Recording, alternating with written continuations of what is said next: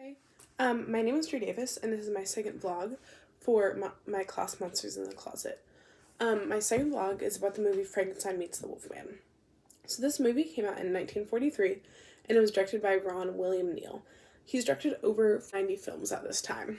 So the main plot of this movie is that Larry Talbot, who's played by Lon Chaney Jr., who was the son of Lon Chaney, who was another famous actor from the 1920s and the 1930s.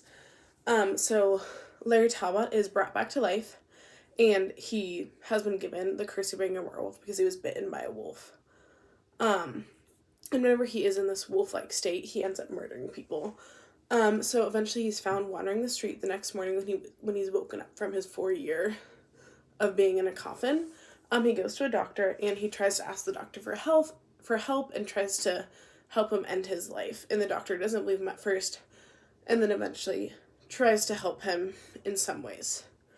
So Talbot thinks that the only way he can truly end his life is by trying to find Dr. Frankenstein and trying to find his journals and seeing what he went through to kill the monster that he created and other things like that.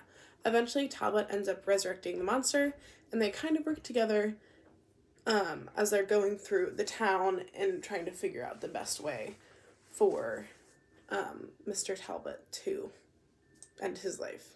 So the main point of this movie, from my perspective, is about suffering and trying to fix and solve yourself. So Talbot is trying to end his suffering, which means the only way he sees he can do this is by ending his life and stopping the curse. And the monsters are connected because they're both trying to fix their problems and try to end their suffering. So this film can be seen as a horror movie in a few different ways. In the title it says there's Frankenstein and the Wolfman, who are two classic and iconic monsters from this time, and they represent different things. This film also has the iconography of having graveyards, people coming back to life, talks about mortality and immortality, and it's also, a lot of it is set in the nighttime, which adds kind of that horror element. And there's also a lot of death that is seen throughout this film.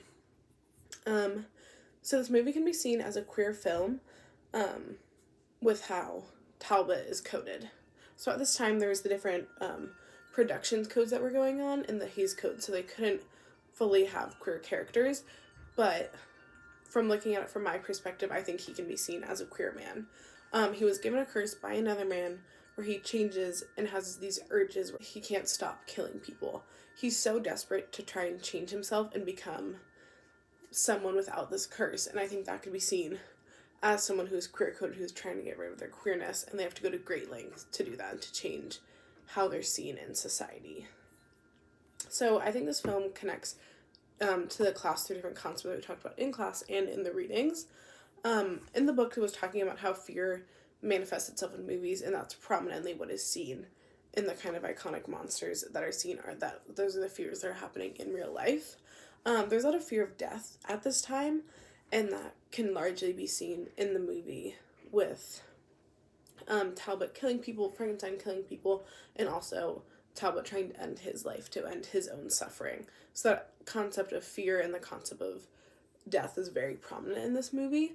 And I thought this was very interesting because I haven't seen that many movies where there's the monster, but the monster's purpose is trying to end his life, and his purpose is not to directly be killing others. So I thought that was pretty interesting. And yeah, death was just a very prominent theme throughout this movie, and that is something that a lot of people feared at this time. How I felt about this movie was I thought it was way more heartfelt than I thought it would be. I kind of felt the same way when we're watching Frankenstein, because I think you can feel very sympathetic for him, as well as I felt a lot of sympathy for Mr. Talbot as he was trying to stop the curse, stop hurting people, but he felt as if his only way out was through ending his own life. So yeah, that's kind of how I felt about the movie. And again, this movie can also be seen as a horror movie because it has the classic monster duel at the end where they end up taking each other out and everyone else is safe and okay, which I feel like that's the end of most horror movies, unless there's some big twists in them.